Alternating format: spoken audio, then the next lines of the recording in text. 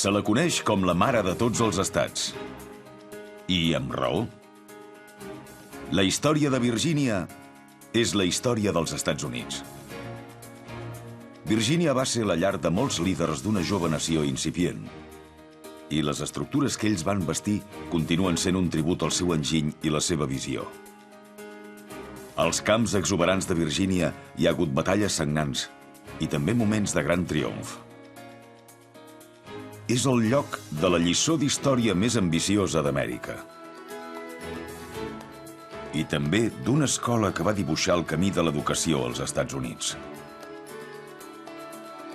Veurem antigues meravelles naturals i curiositats modernes. Virgínia des de l'aire ens acosta a un paisatge abrupte i divers. És un reialme de pirates, una font de llegendes i la plataforma de llançament de la democràcia dels Estats Units.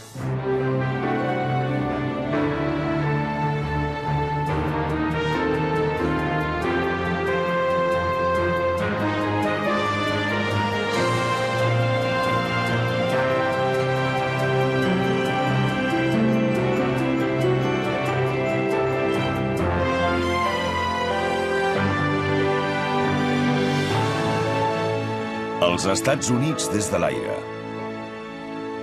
Virgínia.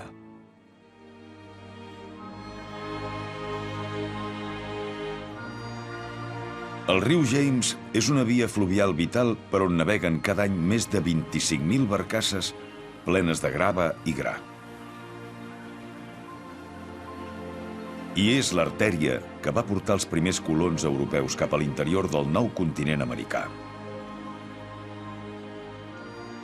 Vorejat de finques enormes i terres verges, el James travessa l'estat de Virgínia ben bé pel mig. Però és aquí, a l'illa de Jamestown, on comença la història de Virgínia i de tot un país. Els colons hi van arribar el 1607. Aquests murs baixos ens mostren el perímetre de la primera població anglesa permanent.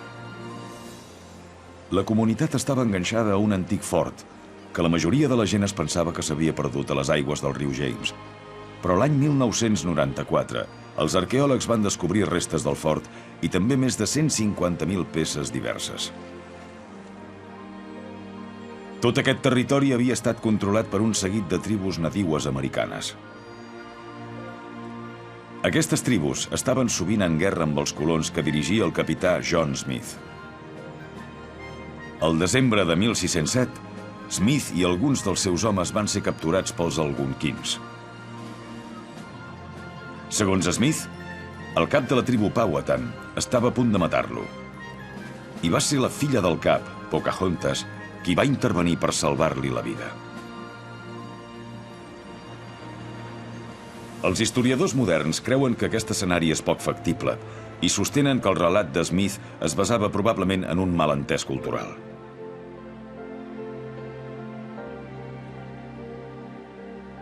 La història de la primera colonització d'aquesta regió s'explora més a fons a la veïna colònia de Jamestown. Els vaixells que veiem al port són recreacions de les naus que hi van portar els primers colons des d'Anglaterra. El més gran de tots, el Susan Constant, sembla que va portar 105 passatgers i 40 tripulants en un viatge llarg i ardu que va durar 4 mesos. La zona de Fort James presenta rèpliques d'edificis amb sostre de palla, inclosos una església, un quarter i la casa del governador. Cap al sud-est hi ha Norfolk, el port natural més gran del món i una ciutat que se sent orgullosa de la seva tradició militar. Molts veterans de la Segona Guerra Mundial van servir a Norfolk, que encara és una parada habitual de molts oficials de la Marina. Al límit nord de la ciutat, Norfolk allotja la instal·lació naval més gran del món. Els 11 quilòmetres d'espai de drassanes allotgen 75 vaixells. I uns altres 3.000 vaixells passen per aquí cada any. Un que ja no anirà enlloc és el Wisconsin, retirat de servei i convertit en un museu. És un dels cuirassats més grans del món i també un dels més resistents. En servei actiu des de l'abril de 1944, el Wisconsin va formar part de la flota que va destruir centenars de vaixells i avions japonesos a les Filipines. Però després de diverses missions reeixides, un tifó molt furiós va enfonsar 3 dels destructors de suport del cuirassat. El Wisconsin en va sortir il·lès. La durabilitat del vaixell va ser posada a prova un cop i un altre, ja que més endavant es va enfrontar a forces enemigues a la Guerra de Corea i a la Guerra del Golf. Finalment, el veterà cuirassat va ser retirat el setembre de 1991 després de 47 anys de servei. La plaça MacArthur de Norfolk va rebre aquest nom en honor de Douglas MacArthur, el mític general de 5 estrelles. L'atracció principal és el Museu MacArthur, antigament els jutjats de la ciutat. Quan es va inaugurar l'any 1850, aquesta cúpula era el punt més elevat de la ciutat i els visitants hi solien pujar per veure el port a vista d'ocell. Just al nord de la badia de Chesapeake hi trobem Hampton Roads, emplaçament de la colònia anglòfona més antiga d'Amèrica i també centre d'aeronàutica i de pesca comercial. Però d'entrada es va fer un nom com a refugi de pirates. Cada estiu s'hi celebra un festival en memòria d'una de les figures llegendàries que van sembrar el terror a alta mar, Barba Negra. Quan finalment Barba Negra va ser capturat, el van decapitar i van clavar el seu cap en una llança a l'entrada del riu Hampton per dissuadir altres persones d'iniciar-se en una vida dedicada al crim. Hampton ha jugat un paper clau en el món de l'aviació moderna i en el programa espacial. La guerra aèria, tal com la coneixem, va començar a Langley Field l'any 1921. Va ser aquí on el general de brigada William Mitchell va dur a terme els primers assajos amb avions dissenyats per atacar els vaixells. Un experiment que a la llarga portaria a la creació de la Força Aèria.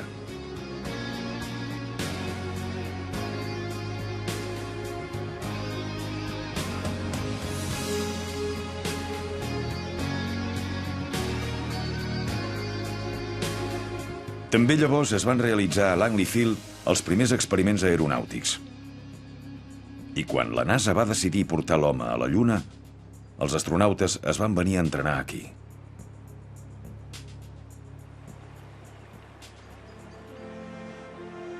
Prop de Hampton hi trobem el Gibraltar de Chesapeake. Més conegut com a Fort Monroe. Batejat en honor del 5è president, és la fortificació de pedra més gran que s'hagi construït mai als Estats Units. I el fossat que l'envolta el converteix en un vestigi d'una època perduda.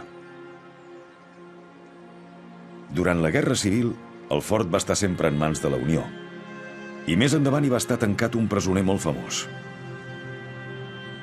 El president dels Confederats, Jefferson Davis, que va ser capturat a Geòrgia el maig de 1865 i portat immediatament a aquesta fortalesa de pedra. Davis va passar mesos encadenat, aïllat del món exterior i sense cap possibilitat de fiança ni judici. Finalment, gairebé al cap de 2 anys, li van donar la llibertat condicional i més endavant el president Andrew Johnson el va amnistiar.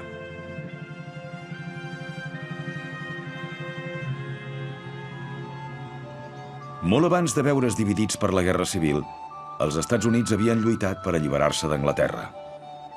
I aquí, a Yorktown, les tropes es van enfrontar en la major batalla terrestre de la Guerra d'Independència. El general George Washington i el seu exèrcit, amb l'ajuda de soldats francesos, van guanyar una batalla decisiva i van obligar les forces britàniques a rendir-se.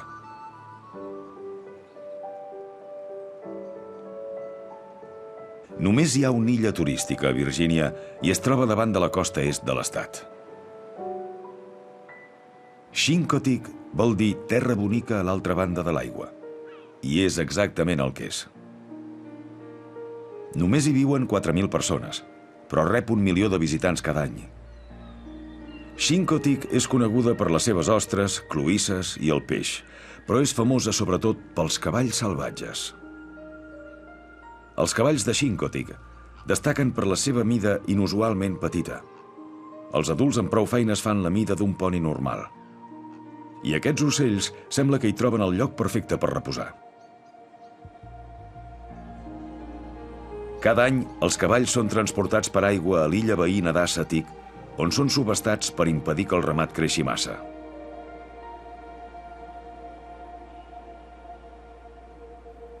Assateague és una illa declarada parc litoral.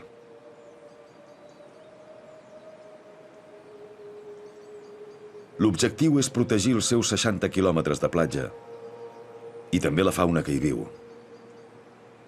incloent-hi 320 espècies d'ocells. Més de la meitat de les 19.500 hectàrees de parc litoral són a prop de la costa, un paisatge que canvia constantment per l'acció del vent i de l'aigua.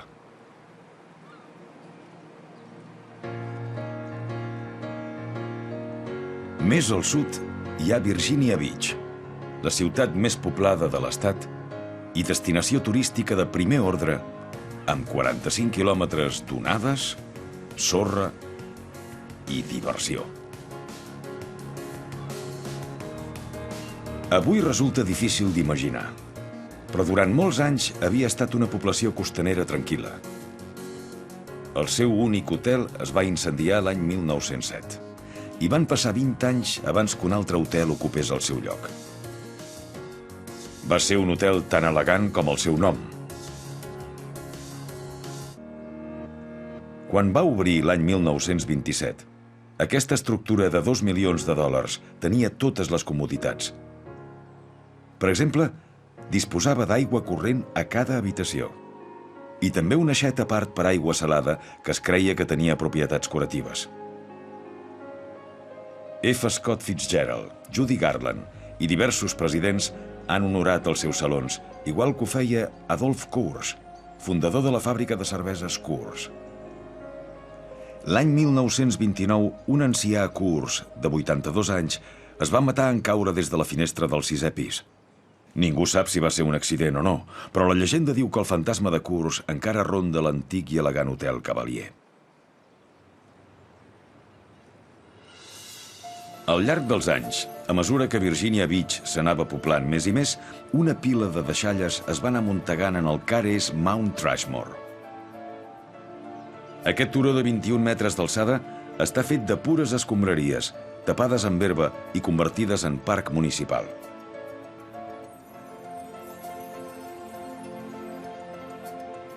L'1 d'abril del 1992, dia d'innocentades, alguns locutors de la ràdio local van convertir Mount Rushmore en l'objecte d'una broma. Van anunciar que la pila d'escombraries era a punt d'entrar en erupció pel gas metà que s'hi havia acumulat. Alguns oients no van entendre que es tractava d'una broma i van col·lapsar els telèfons d'emergències per saber on havien d'anar a refugiar-se.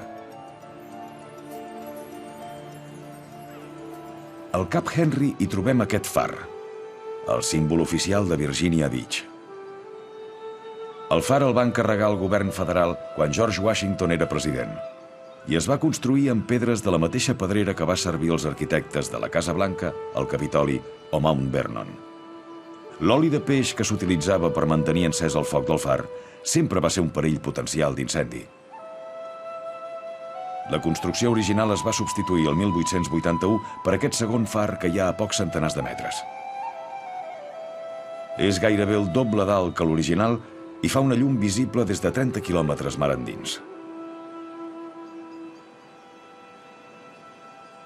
Just al costat dels fars, però fàcil de passar per alt, hi ha una rèplica d'un crucifix erigit el 1607 per un grup d'anglesos.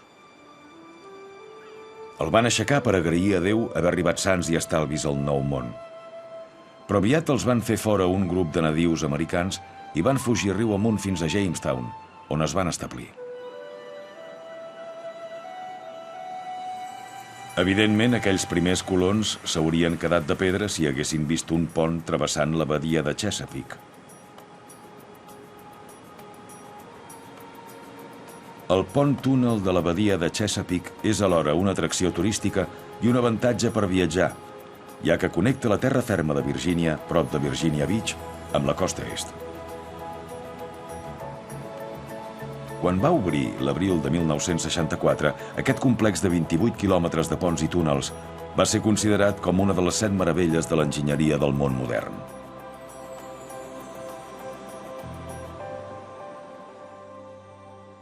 El Williamsburg Colonial potser és el museu d'història vivent més ambiciós dels Estats Units. Williamsburg, antiga capital de Virgínia, conté 88 edificacions del segle XVIII i principis del XIX i més de 120 hectàrees amb plantes que ja creixien aquí en l'època colonial. El projecte de preservació històrica més gran de Virgínia el va fundar en realitat un famós novaiorquès, John D. Rockefeller Jr.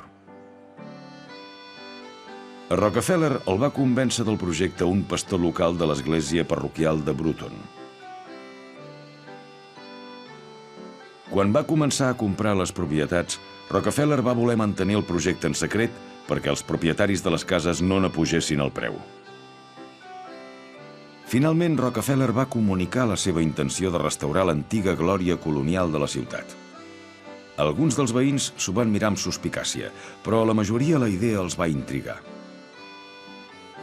Els edificis són plens d'intèrprets que es vesteixen, parlen i actuen com si estiguessin vivint al segle XVIII.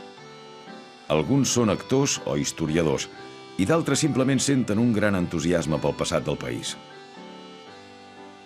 De resultes, el que podria haver estat una anècdota colonial s'ha convertit en una meca turística. Cada any venen aquí 1 milió de visitants. No tots els edificis que veiem són originals, però pot resultar difícil dir quins són els autèntics i quins no. El magnífic palau del governador es va cremar l'any 1781. Això és una reconstrucció basada en els plànols dibuixats per Thomas Jefferson, i un inventari de 1770 enumerava molts dels mobles originals. Just al nord de Williamsburg, al comtat de Charles City, les 4 hectàrees de la plantació Berkeley estan relacionades amb fets importants. Aquí va néixer el president William Henry Harrison, que va morir només un mes després de la presa de possessió. Va ser el primer president mort durant el seu mandat. I el juliol de 1862, quan tropes de la Unió van ocupar la plantació, va ser el primer lloc on va sonar un nou toc de silenci de corneta. Una melodia senzilla, però potent. Diu la llegenda que es va tocar per primer cop a l'enterrament d'un soldat de la Unió. Però aquest lloc és famós sobretot pel que alguns consideren la primera celebració d'Acció de Gràcies.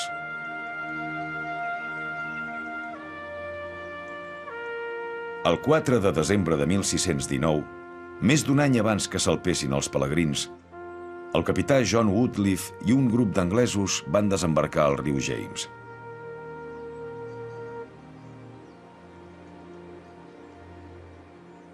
Woodliff va declarar que aquell dia seria santificat cada any per sempre més com a dia d'acció de gràcies a Déu Totpoderós.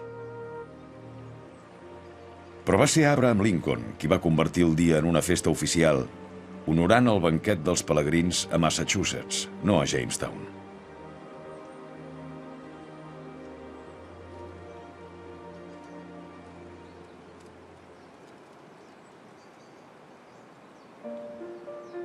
Una altra casa històrica al marge del riu James és la plantació Shirley. Tot i que actualment és un monument històric nacional, la casa principal encara és propietat i residència dels descendents del primer propietari, Edward Hill.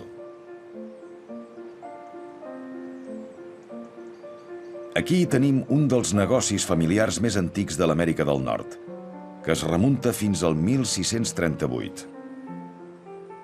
És l'any que Hill va establir una plantació de tabac de 325 hectàrees a la seva propietat. La casa actual es va construir un segle més tard per a la seva besneta. El futur general confederat Robert E. Lee va passar aquí gran part de la seva infantesa. La seva mare, Ann Hill Carter, va néixer, créixer i casar-se a la plantació Shirley.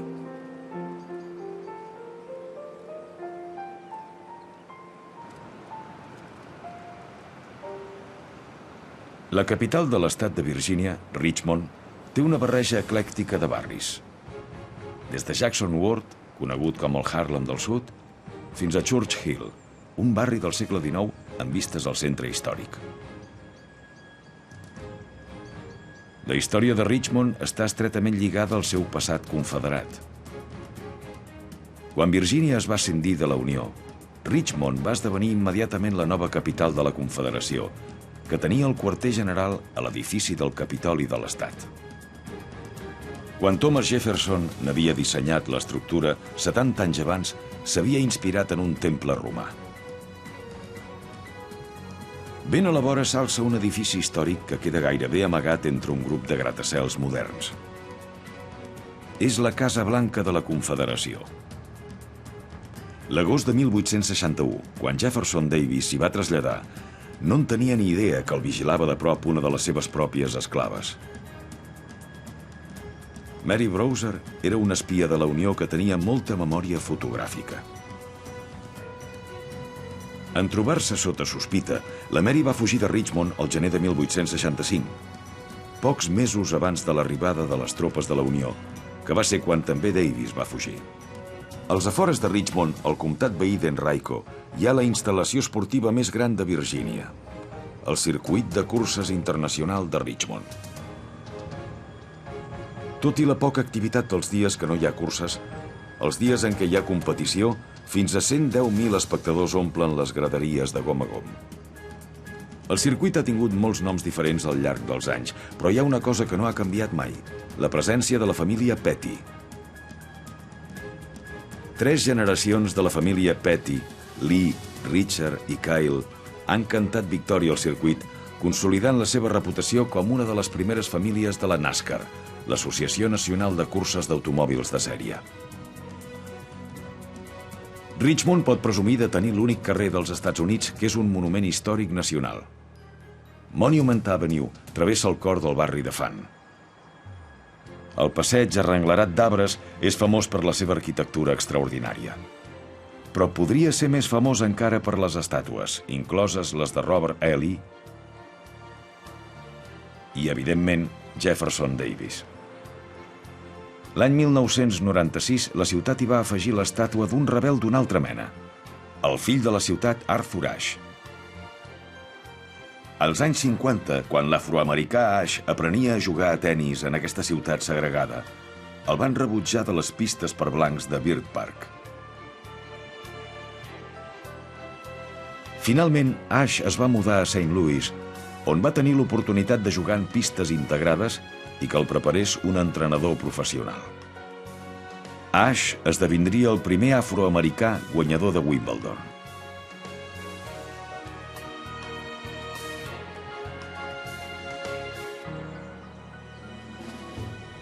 Tot i que Virgínia va ser un dels últims estats a abandonar la Unió, més de la meitat de les batalles de la Guerra Civil es van lliurar aquí, inclosa la de Petersburg. Després d'un intent fracassat de conquerir Richmond el 1864, el general Ulysses Grant va posar el punt de mira a Petersburg. La ciutat tenia 4 línies de ferrocarril que portaven queviures i provisions a Richmond.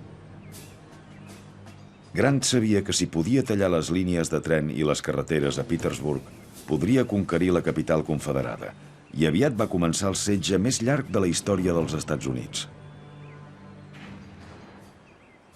Durant el curs de 292 dies, soldats de la Unió i de la Confederació van intercanviar trets des de les respectives trinxeres. Per posar fi a aquest estancament, els homes de Grant van excavar un túnel rere les línies enemigues i el van farcir amb 4 tones de pólvora sota un dels campaments confederats. L'explosió va crear aquest cràter en el paisatge i va obrir bretxa en les línies confederades. Però quan les tropes de la Unió van sortir del cràter per atacar a peu, els homes de Lee es van reagrupar i van llançar un contraatac. Els combats van continuar a Petersburg durant diversos mesos. Finalment es va imposar Grant, però en va pagar un preu molt alt. Durant els 10 mesos de batalla, 42.000 soldats de la Unió pel cap baix van acabar morts, ferits o capturats.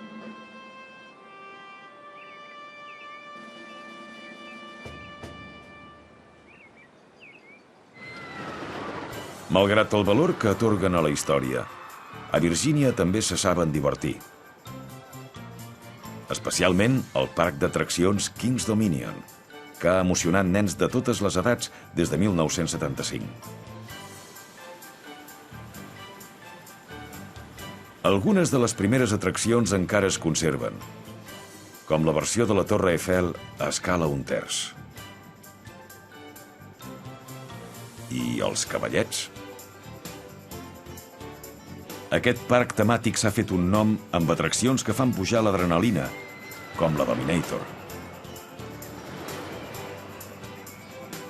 1.200 metres de raïls sinuosos que conformen la muntanya russa sense terra més llarga del món.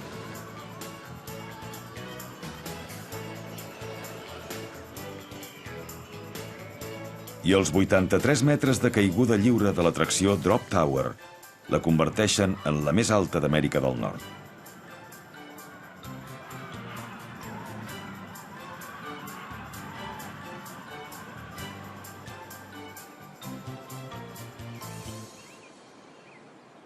Els qui s'estimin més les emocions dels Greens es poden acostar fins al club de golf de Kinloch.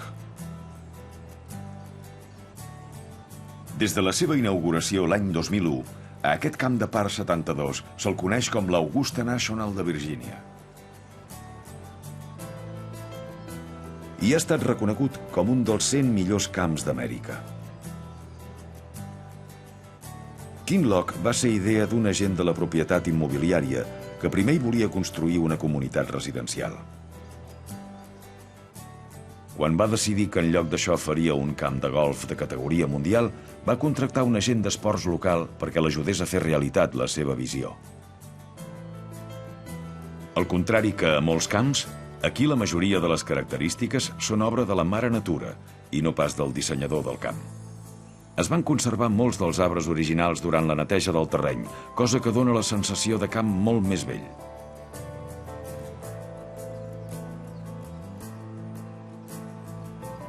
Cap al nord-oest hi trobem Charlottesville, una ciutat universitària i alhora també part del llegat vivent de Thomas Jefferson.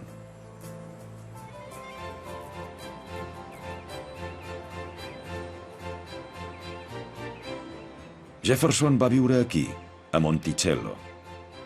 Ell considerava que era més que una simple casa i, segons alguns historiadors, serveix com una mena d'autobiografia arquitectònica.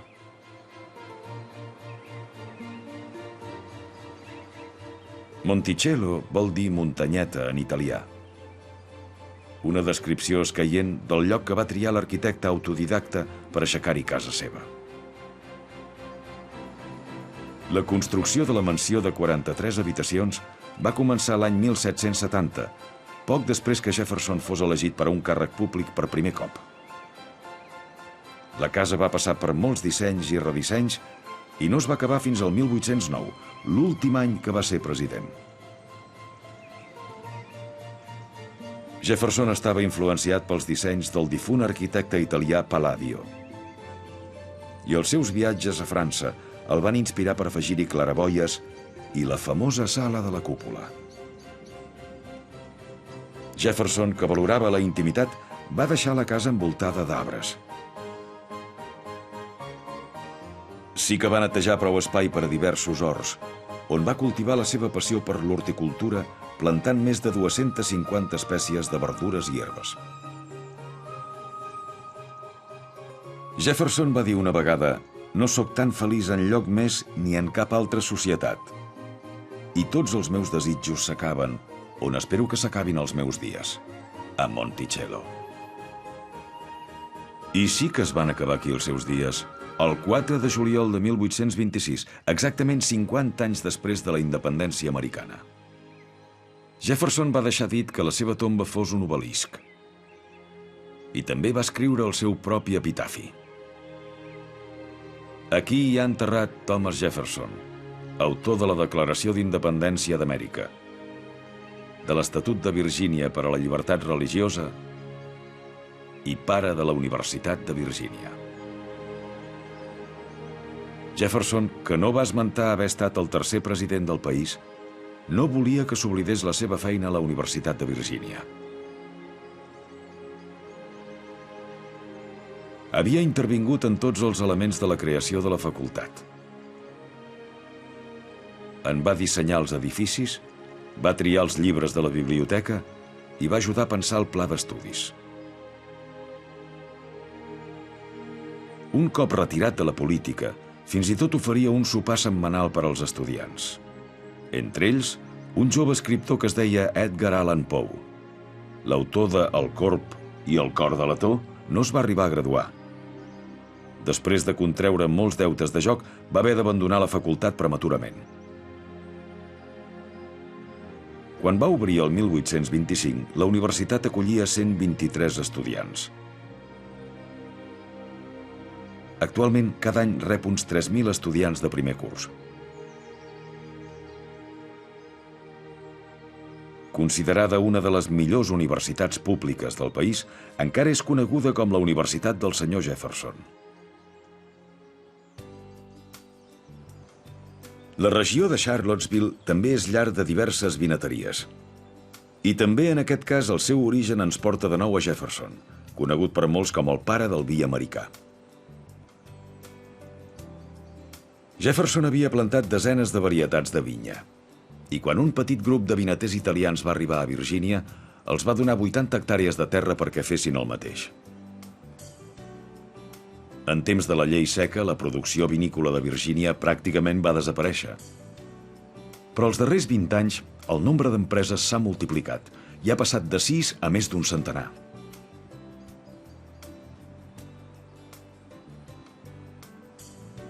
Al nord-est de Charlottesville hi ha Montpelier, la plantació llar d'un antic protegit de Jefferson, James Madison. Un cop va deixar el càrrec, el quart president dels Estats Units va descobrir que les seves terres havien perdut valor i que estava gairebé arruïnat. El principal autor de la Constitució nord-americana es va estar de publicar alguns dels seus articles, amb l'esperança que quan ell ja no hi fos, la seva dona Dolly en pogués treure diners. L'estiu de 1836, l'últim supervivent dels pares fundadors estava greument malalt. Corre la brama que un amic el va animar a prendre un medicament que li allargaria la vida fins al 4 de juliol. Madison s'hi va negar i va morir menys d'una setmana abans del 60è aniversari de la independència dels Estats Units. Ben aviat la seva dona es va veure obligada a vendre's Montpelier per pagar el deute.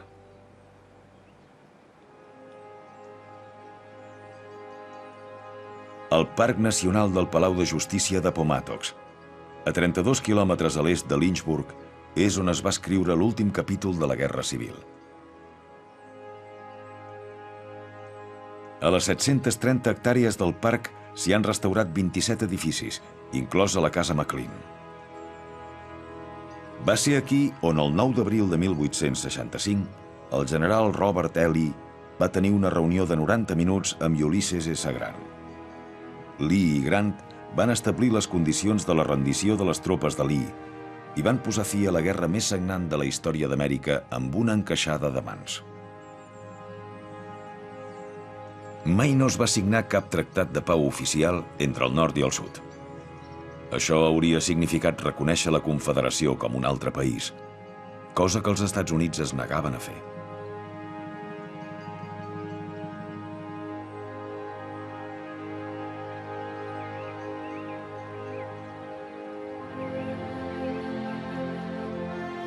La vall de Shenandoah, de Virgínia, és una franja de 320 quilòmetres d'espai obert i boscos. Limitada per les muntanyes de Blue Ridge a un costat i les Alleghenies a l'altre. Aquest espai exuberant és ple de pobles i ciutats històrics, a més de més meravelles naturals de les que li correspondrien. La vall rep el nom del riu majestuós que la travessa. Els nadius americans l'anomenaven Shenandoah, la filla de les estrelles, per la manera com hi resplendeix la llum.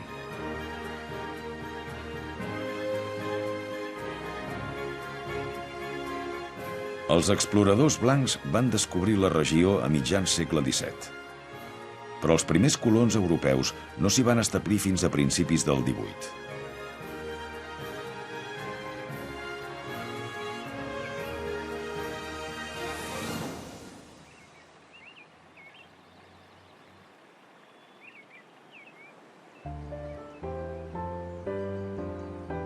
Amb el seu entorn pintoresc, Lexington ha atret molts immigrants, inclòs Thomas Jackson Mur de Pedra, que hi va passar una dècada. Jackson va dir que Lexington és el lloc més bonic que recordo haver vist mai en relació amb el seu entorn. Jackson hi va viure mentre ensenyava a l'Institut Militar de Virgínia. L'escola militar subvencionada més antiga del país té més de 1.000 estudiants.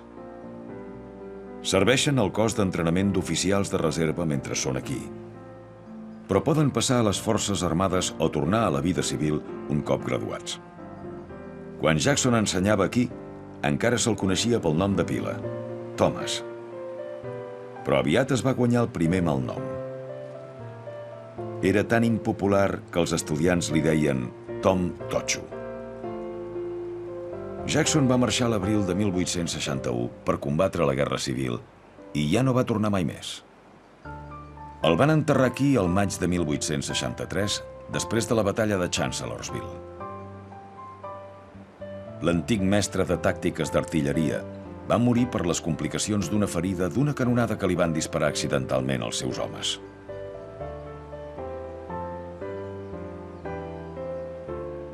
A Lexington també hi va trobar l'últim repòs el general Robert E. Lee. Les seves despulles es troben a la Universitat Washington and Lee, que va presidir.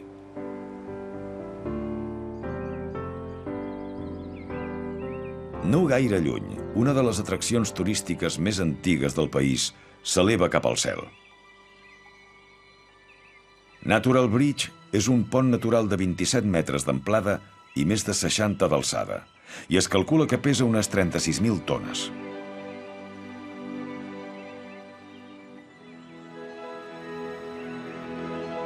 Els nadius americans el consideraven un lloc sagrat i l'anomenaven el Pont de Déu.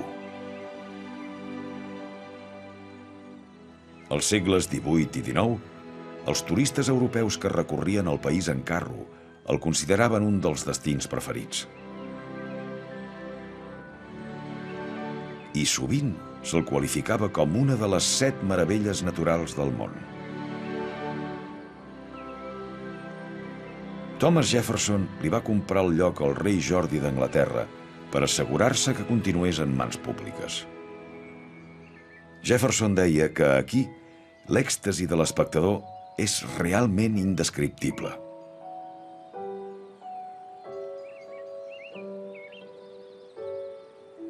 Ben a prop hi trobem una curiositat evidentment artificial, aparentment familiar i, tot i això, única. Aquesta rèplica de Stonehenge, aixecada per Mark Klein, es va erigir com una innocentada del 1 d'abril del 2004 i es coneix com a Foamhenge, el cercle d'escuma. L'original d'Anglaterra es va construir en pedra al llarg de centenars d'anys. Aquesta rèplica, amb blocs d'escuma de poliestirè de gairebé 5 metres d'alçada, es va aixecar en poc més d'un dia. La primera versió se la va endur el vent, de manera que Klein hi va afegir uns tubs que subjecten els blocs a terra i els han mantingut drets des d'aleshores. La vall és curulla de petits poblets, cadascun més pintoresc que l'anterior. Però no hi ha res més típic de la Virgínia rural que Mayberry.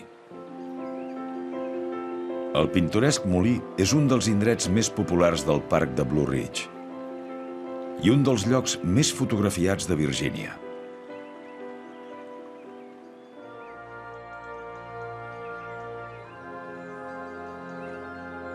Fent frontera amb la vall de Shenandoah, hi ha una carretera que envolta les muntanyes de Blue Ridge des de Front Royal fins a Waynesboro. Se sap que el president Herbert Hoover pescava a la regió i conta la llegenda que li agradava tant la vista que volia que tothom en pogués gaudir des del cotxe. La carretera va ser finalment aprovada pel president Franklin Roosevelt. Els 170 quilòmetres de carretera els van construir els pagesos, alguns dels quals van ser desplaçats per preservar la zona. El cost final va ser d'uns $25.000 al quilòmetre, però les vistes no tenen preu.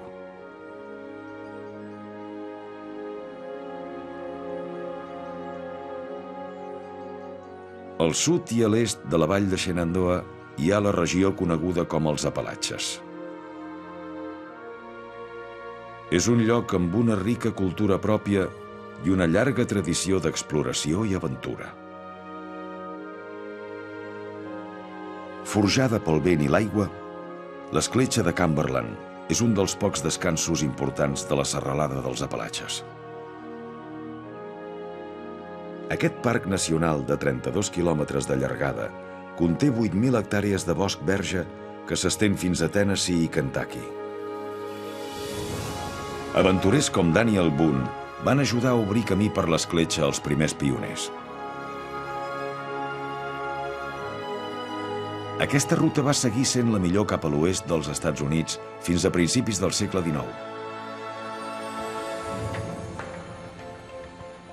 A la frontera sud de Virgínia hi trobem la ciutat de Bristol. Construïda al mateix lloc que un antic poblat cherokee, el poble era parada habitual per als qui anaven a l'oest seguint les passes de Daniel Boone. Però potser Bristol és més coneguda per una violenta disputa fronterera amb la ciutat veïna de Bristol. La Bristol de Tennessee, és clar. La línia fronterera passava pel bell mig del carrer principal. El 1889 van detenir un home de Tennessee que volia fer passar una canonada d'aigua per on els funcionaris de Virgínia consideraven territori seu. Amb els ànims encesos es van formar milícies armades a tots dos estats. Però la batalla es va resoldre al Tribunal Suprem, que va ordenar que s'establís clarament la frontera una vegada per sempre.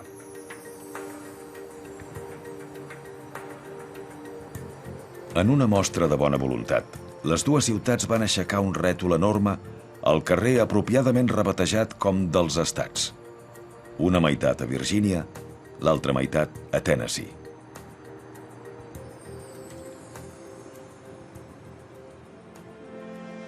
De tornada al nord de Virgínia, els aficionats a la Guerra Civil poden visitar un lloc amb doble ració d'història. Al camp de batalla de Manassas s'hi van produir dos enfrontaments sagnants. La primera i segona batalles de Bull Run. El 21 de juliol de 1861, la Guerra Civil tot just començava. Quan les tropes de la Unió van arribar aquí, esperaven una victòria ràpida i una guerra curta. D'entrada, l'exèrcit de la Unió semblava tenir avantatge sobre el turó de Henry. Però un grup de soldats va aconseguir mantenir la posició sota les ordres del general Thomas J. Jackson. Un company oficial va cridar: «Mireu, en Jackson és allà dret com un mur de pedra». I des d'aquell dia se'l va conèixer com a mur de pedra. En el fragor de la batalla, els sudistes van poder repel·lir els seus enemics del nord. Però entre tots dos bàndols havien perdut un total de 1.900 homes i s'havia esfumat qualsevol possibilitat que la guerra s'acabés ràpidament. Aquí, a Battery Heights, els dos exèrcits es van tornar a enfrontar l'agost de 1862. Aleshores ja estaven molt més foguejats i el risc era encara més gran. El general unionista John Pope va establir el seu quarter rere aquesta casa i va planificar un contraatac contra Jackson. Un seguit d'atacs descoordinats van causar pocs danys a l'exèrcit confederat. Finalment, després de 3 dies de combats, l'exèrcit de la Unió va fugir pel pont de pedra. El resultat va ser un dels grans triomfs del sud. Però la victòria va durar poc. Menys d'un mes més tard, Abraham Lincoln donava a conèixer la proclamació d'emancipació. Un moment decisiu per acabar amb l'esclavitud i la Guerra Civil. tant per les seves arrels prerevolucionàries i les batalles a la Guerra Civil, per l'exaltació de l'arquitectura i la conservació de l'esplendor natural, Virgínia ha tingut un paper crucial en la formació dels Estats Units moderns. Celebra les tradicions dels seus pares fundadors sense perdre el sentit de la diversió. Virgínia continua sent un lloc ben arrelat al passat i alhora fermament plantat en el present i ben posicionat per al futur.